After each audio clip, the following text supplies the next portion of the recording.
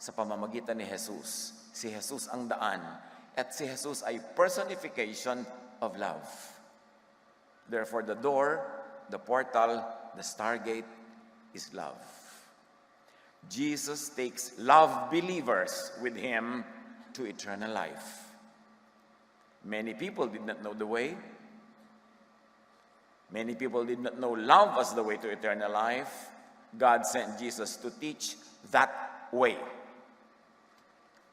So enter heaven through the Jesus way, through the way of Jesus, through love. There is something about love that is so mysterious and powerful, and love is energy. Love is vibration, and when you vibrate in love, you vibrate with the universe. You vibrate into eternity. Dapat maintindihan yon from that point of view. Hindi lang yung love na romantic love. Hindi lang yung love na pang mag-asawa, mga magkasintahan. Yung pagmamahal, tunay na pagmamahal, vibrates. And you vibrate with the universe, with God, because God is love. And when you vibrate with the vibration of God, of course, you have eternal life. Luke 10:25-37, yung nakaraan nating binabasa kanina, what must I do to inherit eternal life? Pinakamahalagang tanong ng nabubuhay pa lang dito sa katawang lupa. Sumagot si Jesus, what is written in the law? He replied, how do you read it? He answered, love the Lord your God with all your heart and with all your soul and with all your strength and with all your mind, and love your neighbor as yourself. A direct quote from Leviticus 19:18. So sabi ni Jesus, ano ba ang nakasulat kung paano ka magkakaroon ng eternal life? Alam naman nung nagtanong, sabi niya, love God and love your neighbor. Yun po, para magkaroon ng eternal life. This is the universal law. It means love God and your neighbor as yourself. This is not the local Jewish legal and ritual law. Nung sinabi ni Jesus, ano ba sinasabi ng law? Anong nakasulat? Ang pinag-uusapan doon, yung way to eternal life. And that law is the universal law of love, not the legal, ritualistic, busisi laws of Israel for their daily, religious, and social life. Hindi yun ang way to eternal life. The universal law of creation, which is love. At sabi ni Jesus, you have answered correctly. Jesus replied, do this, love, and you will live. Love, and you will be saved from death. Sabi mismo ni Jesus. Love, and you have eternal life. Sabi naman ni Peter, Acts 16:31, believe in the Lord Jesus and you will be saved. Which means believe in love, because love is the message of Jesus, and you will be saved from damnation, and of course you will have eternal life.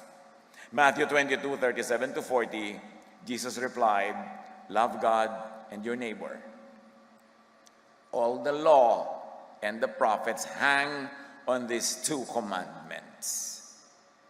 Ang dami kasing commandments, nakakalito na, hindi mo naman masunod-sunod lahat, lalo yung mga detalye niyan. Sabi ni Jesus, huwag kayong malito, love God, love others. Yan ang kahulugan ng law. Tapos yung iba, just to fulfill the law, just to follow and implement the law, they become unloving, they become cruel. They go to religious wars, they stone to death. Mga people who don't obey their religious laws, hindi na naging loving ang paggamit sa law, nagamit pa to unlove, to hate. Loving, according to Jesus, is fulfilling all the universal law. Not the detailed religious laws of ancient Israel, the law of love. Loving means righteousness. Loving is counted as righteousness. Those who love are counted by God as righteous. Hindi yung nakakasunod sa mga butingting na mga batas ng ancient Israel.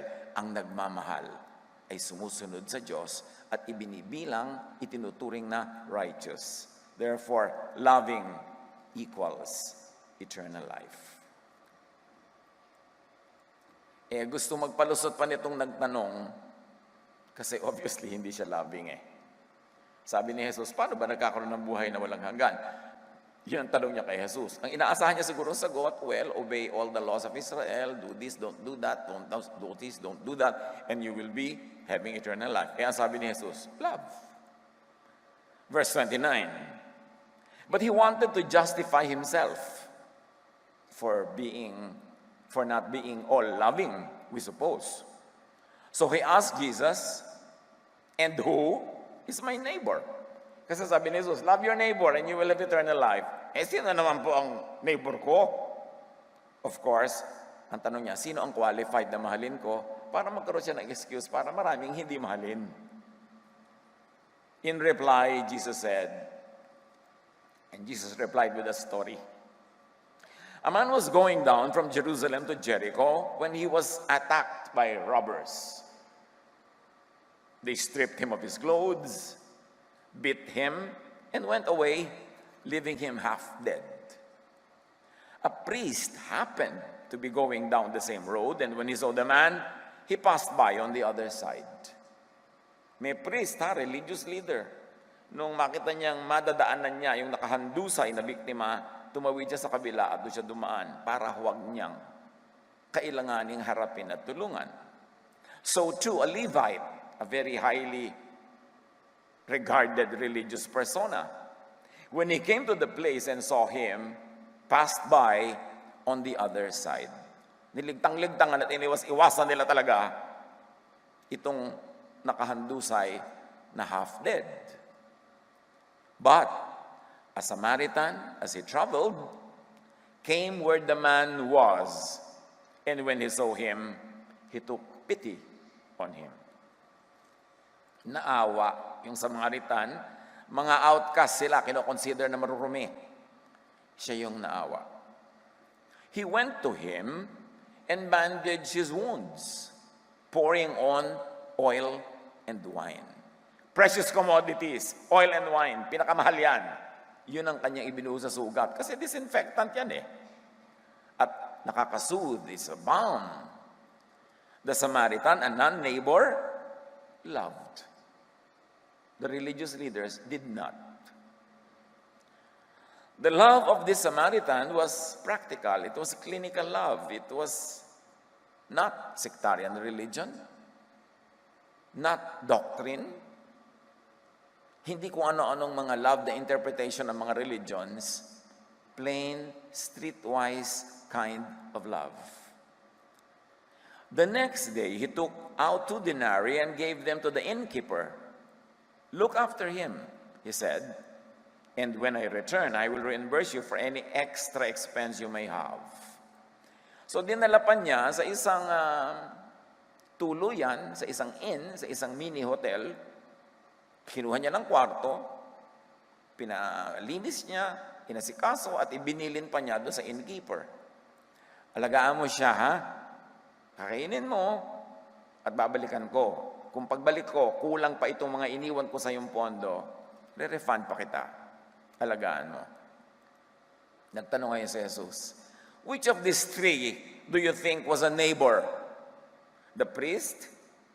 The Levite? Or this outsider, downtrodden, maliit ang tingin na Samaritan? In other words, who loved his neighbor? And the question really is not who loved his neighbor, but who has eternal life then? Because di ba sabi ni Jesus, those who love will have eternal life. So sino sa tatlong yan ang may eternal life?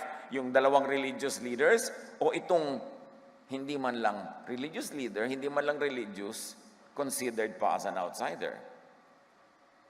Which of these 3 do you think was a neighbor to the man who fell into the hands of robbers? The expert in the law replied, the one who had mercy on him. Jesus says, loving, helping others is the way to eternal life. Hindi ito emotion, kundi action.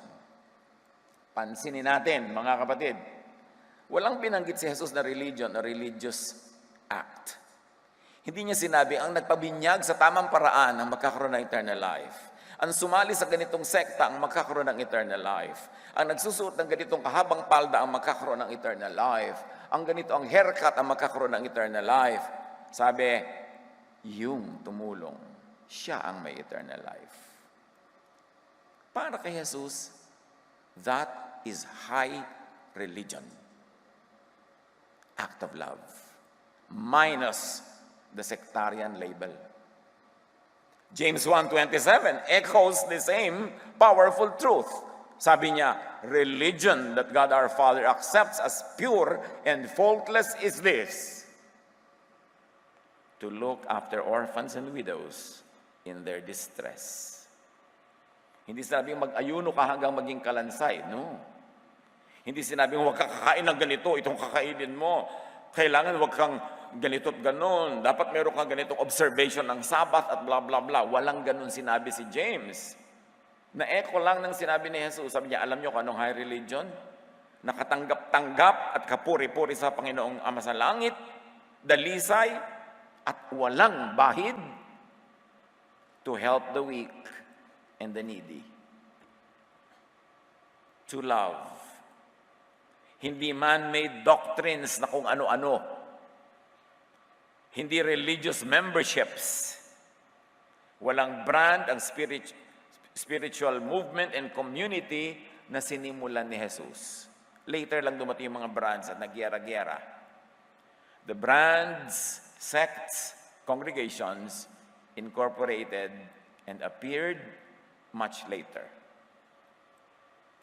And of course, once they appeared, Guerra Mundial, mostly claiming to be the one true church and demonizing all other competitors. Kaya nagkagulo. To love is not religious debates and quarrels or wars. It's not rituals or activities. It's not even sacrifices. In fact, God is not delighted with sacrifices. Ano ang tunay daw na paraan para makarating sa buhay na walang hanggan? Ano ang tunay na daan ni Jesus? Itinuro ng Ama sa pamamagitan ni Jesus kasi yung mga tao kahit religious sila, hindi nila alam o nalimutan. Kaya kinailangan pang ipadala si Jesus. Sa Matthew 25, 34-40, sa pagtutuloy ng mga binabasa natin kanina, nung sinabi ni Jesus na eto ang mga maliligtas para silang mga tupa na may mga kambing dyan, yung mga tupa dito, ligtas, yung mga kambing dyan, hindi. Of course, that's only an illustration. Hindi naman yung mga kambing at tupa ang tunay na issue dyan. Then the king will say to those on his right, hinati daw kasi ng king yung mga tao. Isang grupo sa left, isang grupo sa right. Of course, it's an oversimplification, an example. Come, you who are blessed by my Father, take your inheritance, the kingdom, meaning eternal life, the kingdom prepared for you since the creation of the world. Long before corporate religions, ibig sabihin, meron ng nakahandang paraan ng pagpunta sa kingdom. Kasi prepared before the foundations of the world. Religions came much, much later, claiming to be the way to God. E paano nung wala pa sila? Walang way? At sabi ni Jesus, hali kayo, tanggapin ninyo ang inyong gantimpala, buhay na walang hanggan. Bakit po? Ano pa nagawa namin? Hindi naman kami sumali sa mga sekta. Hindi naman kami sumali sa ganitong religion. Hindi kami nagritual. Ano po? For I was hungry, and you gave me something to eat. I was thirsty, and you gave me something to drink. I was a stranger, and you invited me in. Outsider ako, puwera, pero sinali nyo. I needed clothes, and you clothed me. I was sick, and you looked after me, tulad nung Samaritan. I was in prison, and you came to visit me. Ibig sabihin ni Jesus, take your inheritance, eternal life, because you loved me by loving others. Kaya sabi ni Paul sa 1 Corinthians 13, anumang doktrina ang ipagpatong-patungin ninyo, the greatest is love. The way, the method, the truth, the teaching, the love of Jesus is the way to eternal life. Huwag malito. 1 John 4:7-8, let us love one another, for love comes from God. And if it comes from God, it is what will go back to God. Love comes from God, therefore love will go back to God. Sumakay ka sa tide of love to go back to love and to God. Everyone who loves has been born of God or born again. Everyone who loves has been born of love, of God. Paano po yan? Hindi naman ako umattend sa rally sa Luneta para itaas ang kamay ko, para tumanggap. Nagmamahal ka ba? Umiibig ka ba? Tumutulong ka ba? Opo. Anong sabi ni Jesus? Anong sabi ng 1 John 4:7-8? If you love, you have been born of God. Hindi mo kailangan sumali. Alam niyo yung mga nagpapataas, maganda naman kung ipapaliwanag ko ano yung ginagawa. Pero yung nagtaas ka lang, akala mo anak ka na ng Diyos. Yumuko ka lang at umusal ng mga dasal-dasal, repeat after me, akala mo anak ka na ng Diyos. Maganda kung naiintindihan ang ibig sabihin ng dasal. Pero kung akala mo dahil lang nagdasal ka o nagtaas ka ng kamay o dumalo ka, naging anak ka na ng Diyos, abay mag-isip-isip ka. Ang mga religious kasi, gusto nila yung magtataas ka ng kamay, uusal ka ng dasal, mag-fill up ka ng form para maging member ka nila. Ganun lang yun, para may ownership of you. Siyempre, kung ituturo mo na magiging anak ka ng Diyos, sa pag-ibig lamang, hindi ka naman sumali sa amin, hindi ka umattend, hindi ka magiging amin. Wala kaming claim sa iyong tithes and offering. Kaya kailangan may procedure, may paraan na alam mong sa amin ka na born again, sa amin ka naligtas, para dito ka tumanaw ng utang na loob at dito ka magdala ng offering. Yun lang yun. Pero ang totoong turo ni Jesus, ni James, ni Peter, pag nagmamahal ka, na patunay yun na anak ka nga ng Diyos. Kahit hindi ka member ng anumang sekta. Whoever does not love does not know God and therefore does not have eternal life because God is love. Kung mapapasali ka pa sa mga reliyon, hindi loving, self-righteous, judgmental, mahilig magpuwera, mahilig magpahiya ng mga makasalanan, nasan yung love? Do not unlove, do not hate, do not hurt one another in the name of God. Kasi religious war ang mangyayari dyan. Do not be cruel to others for the sake of religion, for the sake of doctrine. Siyempre, kailangan umaalingaw mo yung doctrine. Doctrine, dapat ganun, no? Pero ang point, anong doctrine ang babangga sa love? It is love that is a sign that you're a child of God. It is a love that comes from God, and it is a love that brings you back to God. So huwag maging overly loyal to any doctrine that is unloving in application. Yung puro religious purity, tanggalin natin yung mga makasalanan, batuhin natin sila, ipuwera natin sila. Turo ba yun ni Jesus? Yun ang babatuhing babae. Nahuli na sa akto, may verse pa silang pang-justify ng batuhan. Hindi naman pinabato ni Jesus eh. Labing bang mambato? Proverbs 12:28. In the way of righteousness, and by now we know that righteousness means loving, there is life. Along that path is immortality. You want immortality? Go the way of righteousness. Be loving, because that is counted as the righteousness. Kaya sa Luke 10:25, what must I do to inherit eternal life? He answered, love the Lord your God and love your neighbor as yourself. Do this and you will live. You will have eternal life.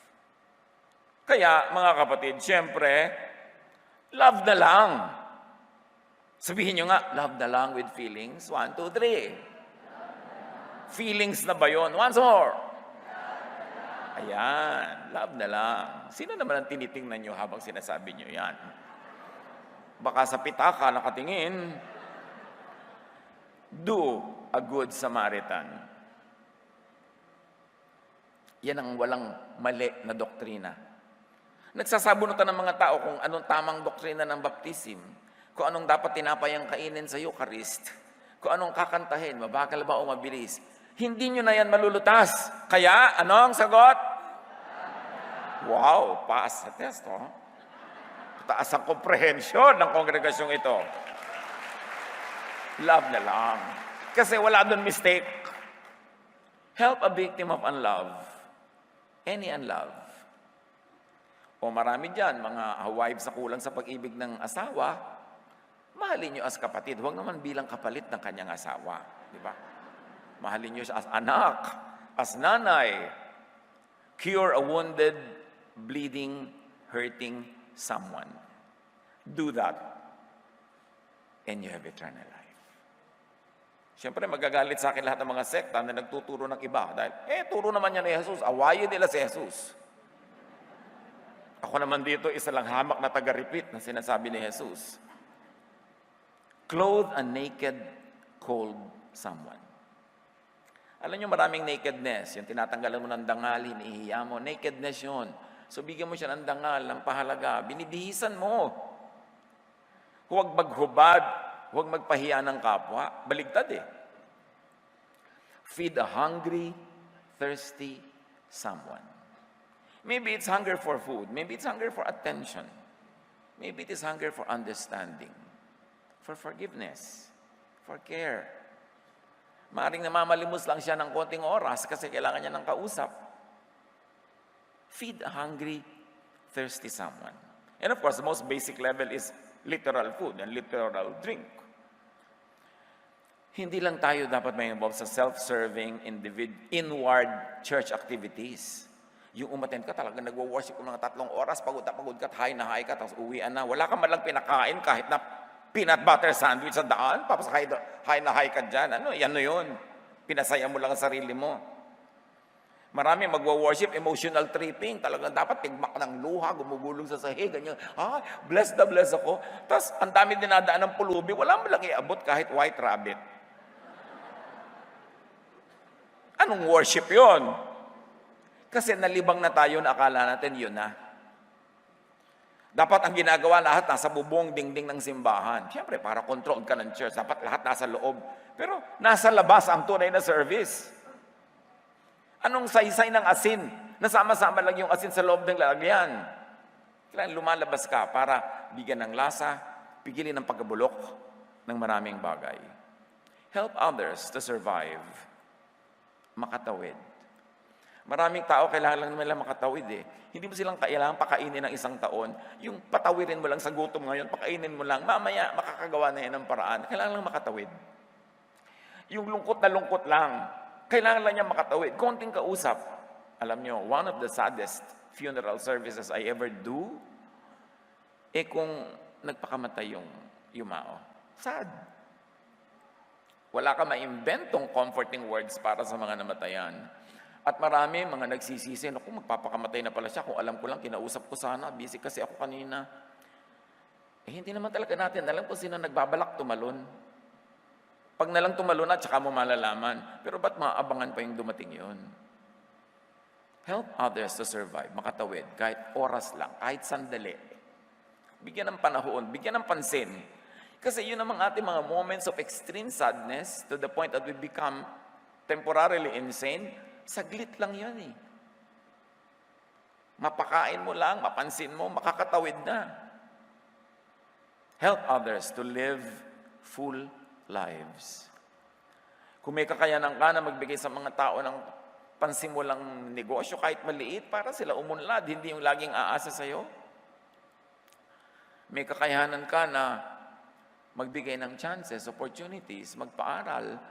Kung di mo man pag-aralin ng isang buong kurso, kahit isang semestre, mabigyan mo ng tulong, pangtawid, yung susunod. Saka na yun. Yun ang love. Yun ang gusto ni Jesus. At yun ang ginawa niya. Sa buong ministry niya, ang dami niya itinatawid. May karamdaman, papagalingin.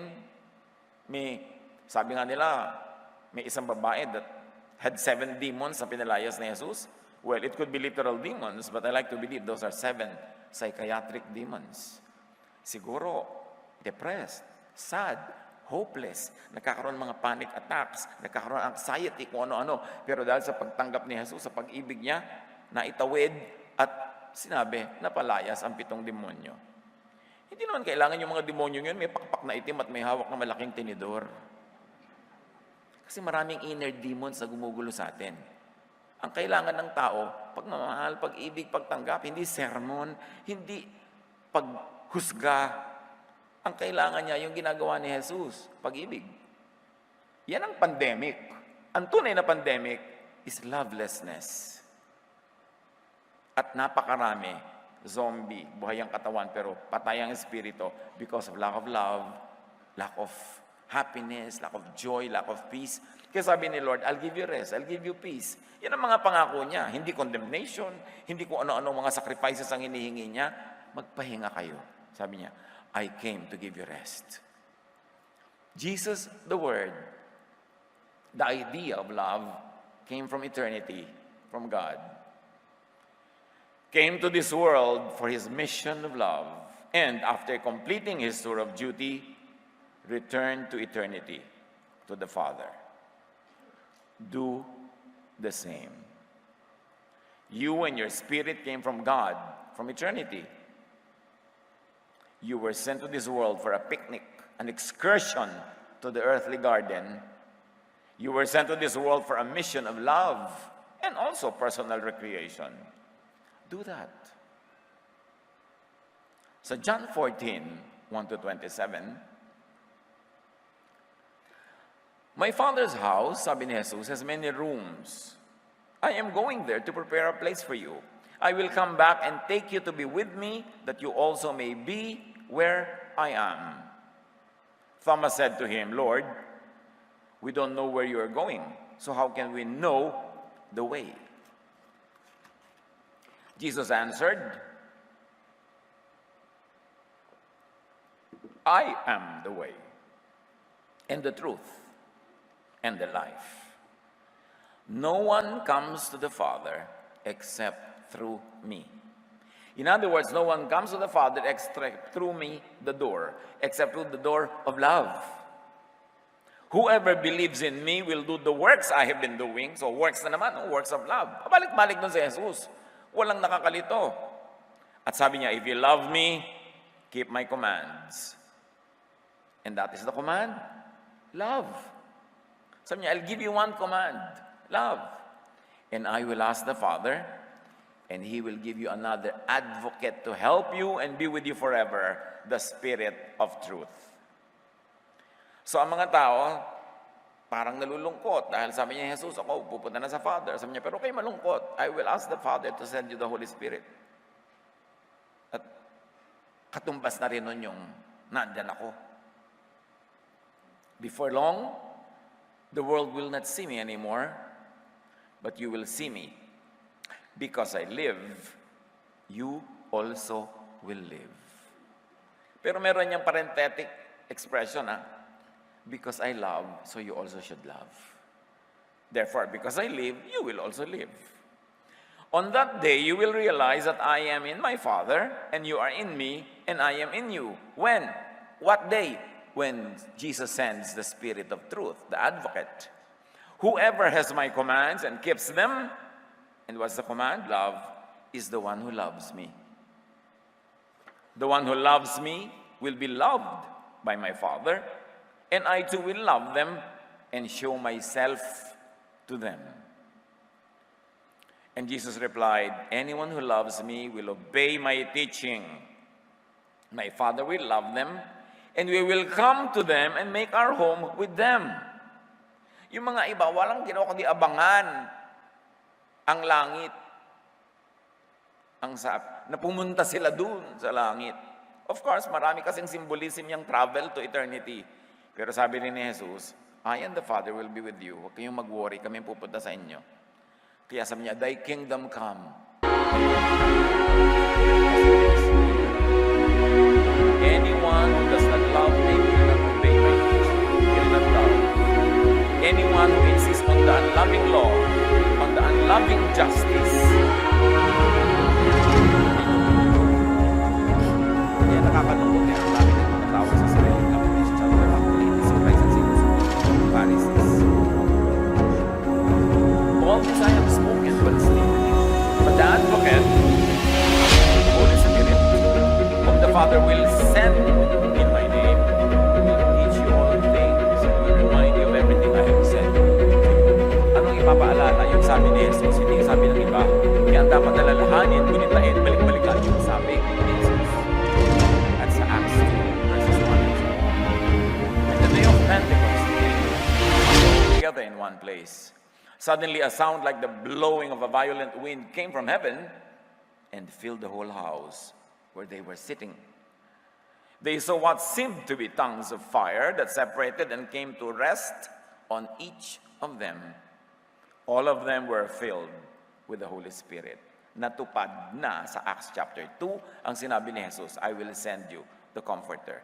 I will send you the Advocate. I will send you the one who will remind you of everything. Amazed and perplexed, the people asked one another, what does this mean? Bakit sila nag-i-speak in the tongues of the world and the languages of other cultures? Then Peter stood up, raised his voice, and addressed the crowd. This is what was spoken of by the prophet Joel. In the last days, God says, I will pour out my spirit on all people.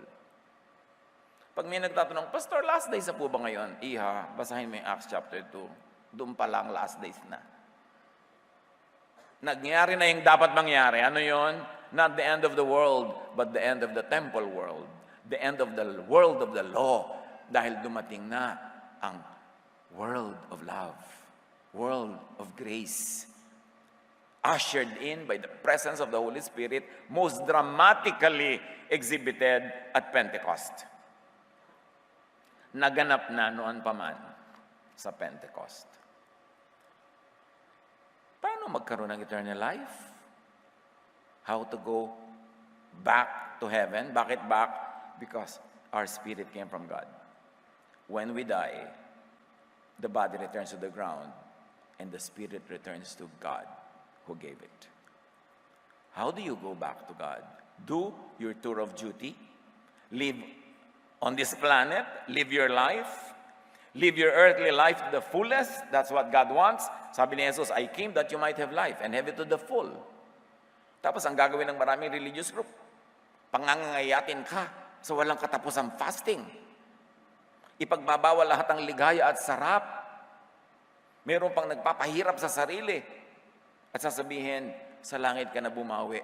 No! Ang sabi ni Jesus, I came dito na, now na, that you might have life and have it to the full.